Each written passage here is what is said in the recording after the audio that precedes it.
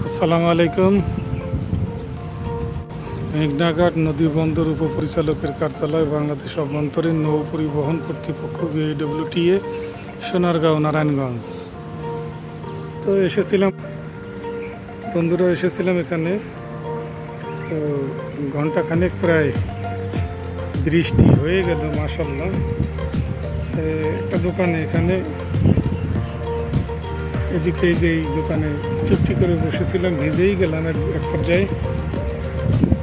সুন্দর চমৎকার ঠান্ডা বাতাস। এখন মেঘনা নদীর পাড় এটা। তো চারিদিকের ভিডিওটা একটু বৃষ্টির পরে আপনাদের জন্য দেখিয়ে দেই। তো এখানে নদীর পাড়, প্রচুর বালু এবং সিমেন্ট কারখানা। এখানে বসুন্ধরার কারখানা, বসুন্ধরা পেপার মিলস, বিভিন্ন রকমের কলকারখানা একেবারেই মেঘনার ঘাটে। দেখেন এখানে ট্রাক, কাভার্ড ভ্যানগুলো এনে এখানে ধুয়ে পরিষ্কার করে।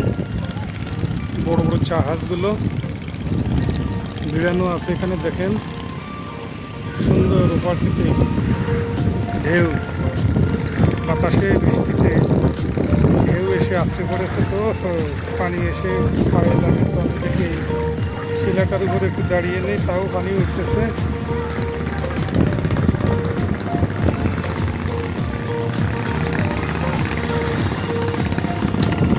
আজকে এই বৃষ্টির পরে উঠলাম মেঘনা নদী। লঞ্চ, ট্রলার, স্টিমার, ছোটো ছোটো কার্গোগুলো এখানে আগেও দেখিয়েছিলাম আপনাদেরকে। দেখুন ওই যে মেঘনা ব্রিজটা, ওই ব্রিজ থেকে একবার আমি ভিডিও একটা দেখিয়েছিলাম। তো আগের ভিডিও সেটা। তো আমি মেঘনার এই বাম পাড়ে এসে এখানে যে ভিডিওটা করছি, দেখেন ছেলেরা বৃষ্টির পরে ওরা ফুটবল খেলে এখন গোসল করতেছে।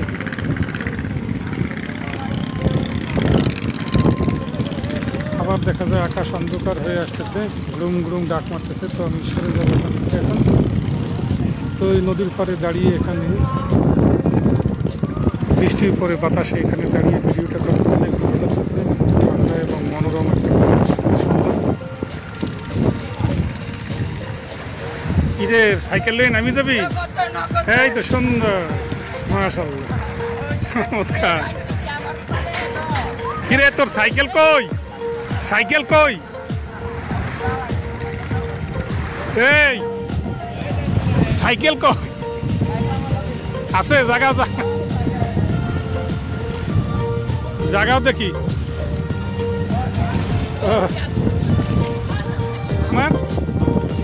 হ্যাঁ,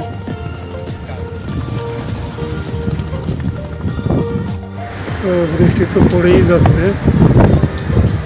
তো আরেকটু ভিডিও এখানে করবো ভাবছিলাম, তো এক ফসলা হয়ে গেল, অনেক আবার শুরু হয়েছিল। আমি এই 3 সেক্টরে অফিস কক্ষটার বারান্দায় দাঁড়িয়ে আছি এখানে। তো একটু থেমেছে এখন আবার। তো আমি ওই ঘাটটি, মানে এখানে যে BIWTA এর যে ঘাটটি, ওখানে গিয়ে